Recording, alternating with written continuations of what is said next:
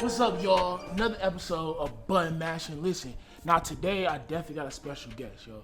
I got Cleveland native, dope artist, Mr. Woe, Big Woe. Listen, Cleveland artist right now. He came on the project during the middle of the pandemic, but it still was ringing fire in the streets. I got my man, Fly Tye, man. What's up, boy? What's going on, man? I'm chilling, baby. I'm chilling. Listen. Now, today, I'm just gonna sit over real quick. You know what I'm saying? We gotta get comfy. So listen, button mashing. We all about playing the video games. You said the way you want to get destroyed in these video games is by 2K. Okay? Yeah. That's what you told me. If I'm taking my chances, I'm taking it at 2K. Okay, you gonna take your L today. It's all good. So look. So what? Record. Oh, so then look. Let me record the game real quick so we can get this on record. That I'm about to whip your ass. See, you feel me? But yo, how you doing today, man? Talk to me. Coolin', man. Happy to be here, man. Happy to be here. What's up with you? I'm chilling. Go, y'all get your. I'm home. Oh, you? Oh, that's how you treat me. It's called hospitality. You feel me? That's nice. Man. Hospitality. I got the Nets. Let me see. Boom. You got the Nets. Clippers. I was getting the 3 randoms real quick. Hold on, let me see. I'm gonna get the Clippers. I'm gonna get the Clippers. So listen, Fly Tye, man. So straight off the bat, it's button mashing. You gotta get a video game question in. Now this is gonna tell your age. So tell me, what's like the first video game you ever played, bro? For me, it was I want to say like the PlayStation, like the first PlayStation. You know what I'm saying? I got that as a kid. And it's like now I'm an Xbox dude, so it's kind of crazy, like, cause the first game I had actually was PlayStation though. So what game was it on PlayStation though? Madden. I think it was Madden, man. That was you had the John Madden. Yeah, John Madden. That's when it was John Madden. That was like my first run at like actually being old enough to play the game and remember. You know what I'm saying? See, it was only when it was like probably a couple buttons. It was 4. It was still 4. Pass, run, tackle. It was still 4. Yeah, it was still 4. You feel me, yo? Nah, my first game, I remember my mom had bought me the Xbox, right? Yeah. But she had bought the dual NCAA and Top Spin. Damn. Now, the better game to me was Top Spin, because I never played tennis before. Damn. So it was lit. It's crazy. I don't even remember that game. Come on now, baby. I got to remember like an elephant. Come on now. Game, man. That's crazy. Oh, you know you about to lose, right? I mean, you know. They said the best person in 2K out the crew. For real? Yeah. Why they saying that for? Yeah. See, boom. Why they saying that for? They saying that because I'm good. I don't know why they saying that, man. So listen, yo. Your name is Fly Tye. Okay? We got to check this flyness. Yo, I heard like you're a self-proclaimed one of the flyest dudes in Cleveland. Where you get your style inspiration from? Like, talk to me about that. I think it's like with style, it's kind of like it's just it's a mind state for real. Okay. You know what I'm saying? More than an item. You know what I'm saying? So it's kind of I just go with whatever I like. You know what I'm saying? There's times I done bought shirts from Walmart before. You know what I'm saying? So it's more or less like a mind state as opposed to the possession. You know what I'm saying? I feel that, G. Cause people sometimes don't even know their own style. Yeah, you feel me? Yeah, take a minute, man. You gotta find what work for you. You know what I'm saying? Everybody got their own, way of doing things. So gotta find what work for you. You know what I'm saying? When did you discover your style though? Like what age did you was like, this what I'm rocking with right here? I think high school, man. You know what I'm saying? High school is when I first started figuring it out that it was, a little better than average. You know what I'm saying? Like I was into it a little more than average. I think high school might have. So you was the one with all the fresh shoes in high school, right? Hell yeah, I had to be, man. I played sports, man. So you know what I'm saying? That was like vital. That was like, part of the thing. See, I was the one that was like getting the shoes, one pair of shoes for the whole school year. Damn. That was me. I mean, I ain't always like. I didn't really grow up spoiled, you know what I'm saying? So eventually I had to find my niche on how I was gonna be able to continue to have that type of stuff. You know what I'm saying? I feel that, G. So look, you a fly dude, got the check. You feel me? What's the most expensive piece of jewelry or expensive clothing you got in your collection?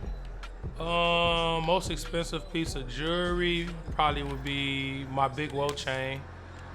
So can we get an average? You know what I'm saying? We don't gotta get an exact amount for tax purposes. I actually ended up paying about $37,000. For my big wolf chain and piece. Let me pause the game real quick. Play some one. Yeah, man. You know that's people's salaries and shit, bro? I mean, the thing is, it's like, man, believe it or not, people spend the same amount of money on other stuff. You know what I'm saying? That's facts too. A lot of people spend about that on fast foods. You know what I'm saying? I So did. it's just really about I know what you like, what you into. You know what I'm saying? How about on the shoe side? The shoe side, because like me and you was talking about shoes before we even started shooting, and you say you got some in your collection. So talk to me. My real most quick. expensive shoe. It's a sneaker. It's a designer sneaker though. I think it's the highest I paid for a shoe. Like Jordan wise, I might have paid like $1,000 at the most, maybe. Okay. Yeah. On what? These. I paid $900 for these Unions actually. You know what I'm saying? So You was plugged in. no, I mean, you know, like I said, it's just something. If you like it, you know, you find a way to figure it out. You know what I'm saying? I feel that. So let's get to the music real quick. Oh, that's it. See. It's looking bad already. No. Listen. Hold on. Before we even get to the questions, I'm gonna explain myself real quick. Hey, no, I'm trying to get the content. Put this on record right I'm here. trying to get the content. Have you ever got 21 and 2-minute quarters? Yo, that's not happening. I'm gonna come back. You feel me? For sure. Let's get to the music real quick. So you released a project during the pandemic. Wodemic, right? For sure. Tell me about that. Tell me about making that project, yo. Like, why did you release it during the pandemic, during maybe a tougher time? You know what I mean? For America right now, bro. I think it was perfect timing because, you know what I'm saying, everybody at home, everybody got their phones in their hand, you know what I'm saying? So if anything, that's the perfect time to drop, you know what I'm saying? Like when people going to college or, you know, if they gonna have their phone in their hand, I just feel like at that time, obviously all of us being kind of secluded to the crib, Okay. it was like smart to put it out at that time. Every day, you know, somebody gonna wake up, they gonna grab their phone, you know what I'm saying? So that's kind of how the pandemic situation happened. It kind of worked against me in some ways because the clubs wasn't open, so some of the records that probably would have been more wavier didn't push all the way through like they should have. But So how did you adjust? Because I know even me listen to the project, you have some club records on there. sure. And I know a lot of artists that maybe they were making club hits, come play them in the club or come play that music. sure. So how did you adjust, like promoting your singles, promoting your album, when you really couldn't do it maybe like the traditional street way? You see what I'm saying? well, we lucked up a little bit because halfway through, you know what I'm saying, like maybe 2 or 3 months after I dropped the project, we started getting like the curfew. Okay. So the clubs was kind of open. You know, you had those few you had hours. the day party singles. Yeah, there you go. So Yeah, it was yeah. like kind of like more marketed towards the day parties as opposed to like the nightlife. You know what I'm saying? So it kind of like balanced itself, but you know, obviously not having that full day to do the day parties and the nightlife kind of like, you know, stagnated it a little bit. You know what I'm Now, saying? was you outside? Yeah, I was outside.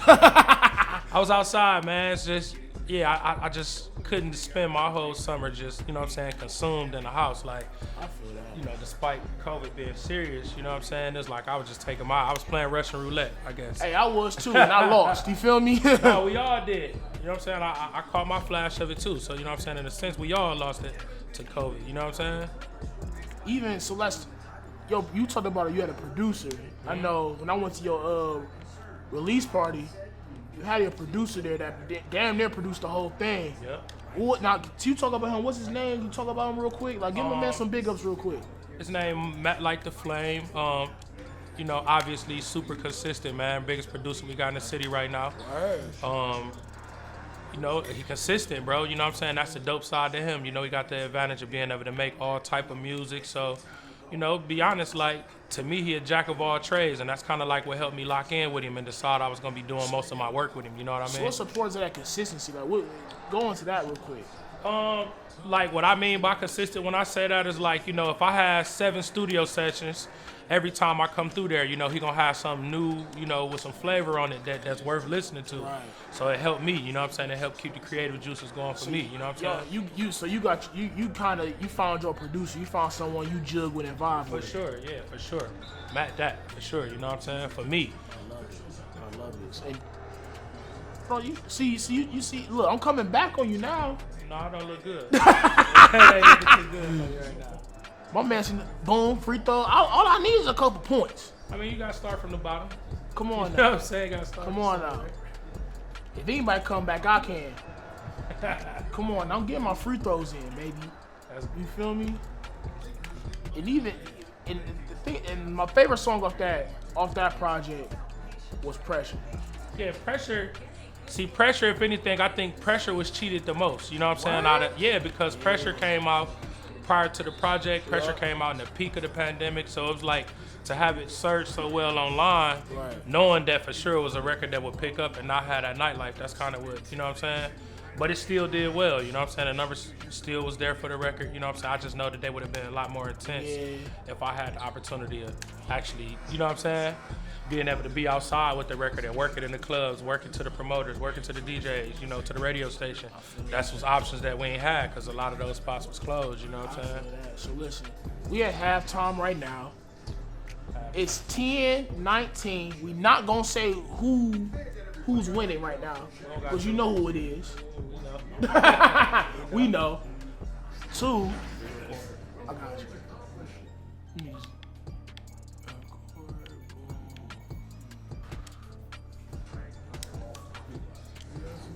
So let's get into some newer hits you got going on right now. You got a song out, My Boo, right? Yeah, with Piggy. With Piggy. Pig. So look, Piggy's blowing up in the city. Piggy doing good. Definitely doing her thing. How was that experience? You know what I'm saying? Because even the female rapper trend is going crazy right now. For sure. You know, how was that working with someone from the city, definitely on her up and coming right now? How was that? It was kind of organic for real. You know, Pig is my dog. Like, that's somebody who I like kind of had a good relationship with prior to working with her. So, you know what I'm saying? It just kind of made sense. Like, if I was having shit working out for me, or I don't know if I could cuss or not. But, no, brother, cuss the fuck up. You feel me? Yeah, but you know, I had a relationship with Piggy prior to, you know what I'm saying? So it was just organic. I just reached out, told her I had a record that I knew, you know, would do good. I knew it would be a good sound for both of us, and it was that easy. You know what I'm saying? I sent it to her, she sent it back. You had a video drop for you worked with B-Lo? Am I mistaken? Bolo. Yeah, Bolo. I apologize, Bolo. So Dev, how was it working with him? I seen a couple of his work throughout the city. Yeah, he definitely lit. How was that experience too? Bolo's sweet because he cultural, man. So he like that one videographer that you really don't have to give a lot of, you know. Explain too much. Yeah, it's like, you know, he got his own creative juices going. Yeah. So it's almost like having another artist on it. You know what I'm saying? Because I'm gonna bring what I bring, he bring what he bring, and some people can film and some do creative direct. There you go. Some people can film well, but they edit and, you know, overall creation of the project might not be as good as others. You know what I'm saying? So, you know, shoot. Oh wow. Come on now. I told you I'm coming for you. Oh, he's still down a lot, but you know what I'm saying? But let's talk about the journey you had early in your career. You maybe hit some few bumps in the road. For sure. You know, we're not gonna dive deep, but what did you learn from those like lessons? You know what I'm saying? Those instances. Predominantly, man, like, you know, you gotta kind of make your choices, man, and make them in a sense of knowing that, you know, whatever you do decide can affect other things you got going on. You know what I'm saying? So I think that's where I found my imbalance at, bro. I had to figure out that at some point I had to, you know, do what was important as opposed to, you know, what I felt like was the right thing to do. You know what I'm saying? Music was working out for me, so, you know, it was only right that I kind of tightened up my grip with that. You know what I'm saying? Ooh-wee. So what would you advice would give artists maybe that think that, dang, I can't really pursue my dream because I got into some BS maybe throughout their life and earlier in their life? Mm-hmm. What would you give advice to them? I think the biggest thing, man, is to just keep going. You know what I'm saying? Like anything worth having, man, you know, obviously don't come overnight, but it usually work out for the guy that don't give up. You know what I'm saying? Right. So, you know, despite what your situation is, whatever it is, you know what I'm saying, just fight through it and keep going. You know what I mean? I understand that, bro. I feel that, bro. You gotta keep. Hold on. I fouled you? Yeah. Bro. Listen, I'm losing because of the content. You feel me? If I was focused, I would have had you. Yeah. You see what I'm saying? No, it's cool, man. It happens to the best of them. You know what I'm saying? Hey, anybody in the back, don't talk right now. Anybody in the back, I don't want to hear nothing. I'm doing the content for y'all, okay? So look, it's fourth quarter. It's clutch time. I gotta ask you some clutch questions. For sure. Now it's our SDR. You know what that means? What's that? Sudden death round. Wow. Now I'm gonna ask you. So this got something to do with me losing, even though I win it. Listen, hey, we ain't worried about that. We ain't worried about that. Now I got some questions. You gonna answer them, and we gonna fire off real quick. Hold on, let me pause it real quick. Make sure. Oh, we good. So boom. First question: Cleveland or Atlanta? Definitely gonna have to say Cleveland, man. I'm from Cleveland, you know what I'm saying? So as much as I like the Atlanta scene, you know, I'm from where I'm from, you know what I'm saying? So Cleveland for sure. Okay, so let's think about it. Who now? Think about it. You in Atlanta, right? Let's you chose Cleveland, but you in Atlanta right now, right? Okay. You get the call. It's like 11 o'clock at night. No, I would say 3 o'clock at night. You left the club, left Magic City. Wonderful place, by the way. Left Magic City. You get 2 calls. You get a call from Jeezy, get a call from Gooch. You gotta pick one to go do a song with. You can't pick both. Man. You know you can't get both on the track too. Yeah, you're right. Who are you going to? That's tough. Yes, sir. Hey, that's a tough one. I think I want to say This ain't big belly Gucci. This fit Gucci too. Oh yeah, give me Jeezy, man. Give me Jeezy, man. Oh, you want big belly Gucci? Yeah, I would have to go with that conventional Gucci. If I was to pick Gucci, it would have to be that conventional Gucci, man. Okay. Just that Gucci that we Dang. kind of grew up on. The new age Gucci, cool, nothing against him or nothing, but can he match the intensity of that old Gucci? Nah. Nah. You know, I read his book. I didn't, but I should have, for sure. You gotta read the book. Now listen, favorite mixtape of all time and why? Favorite mixtape of all time, not album, mixtape.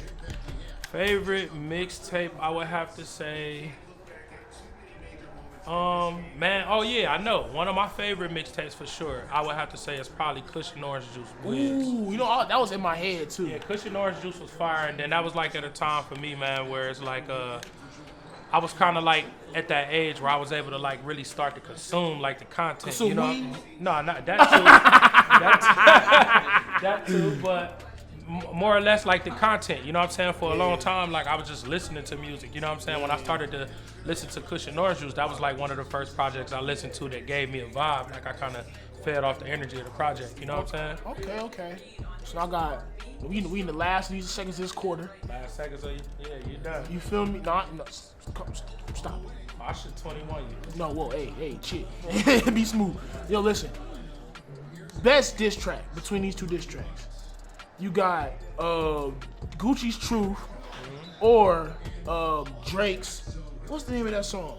Back to Back. Easy. Back to back. Easy. Ooh. And it's easy because Drake kind of did the Invincible. Like you ain't never really seen somebody take a record that was a diss record and kind of make a single of it.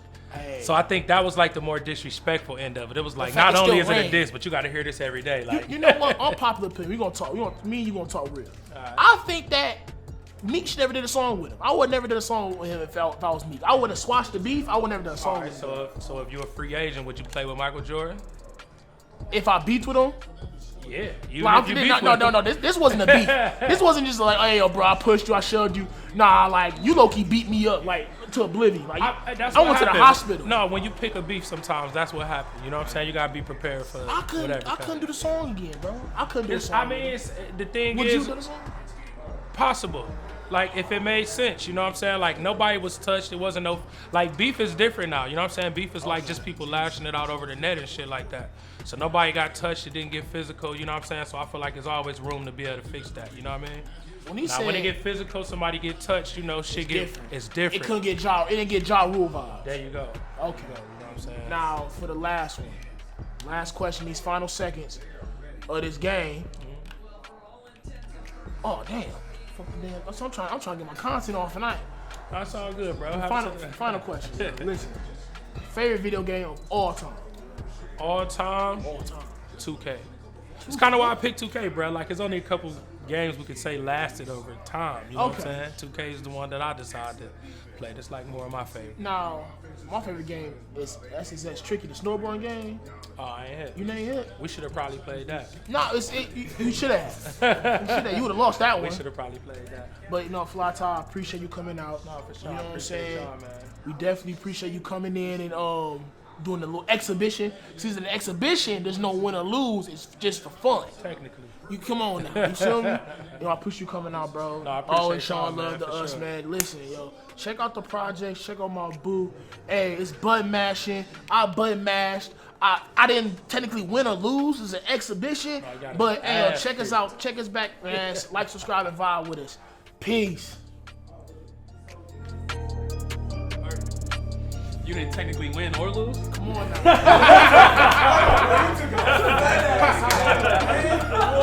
How bad was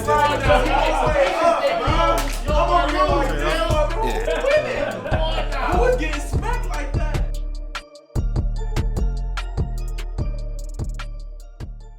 This episode of Bud Mashing is sponsored by Sunburn Studios.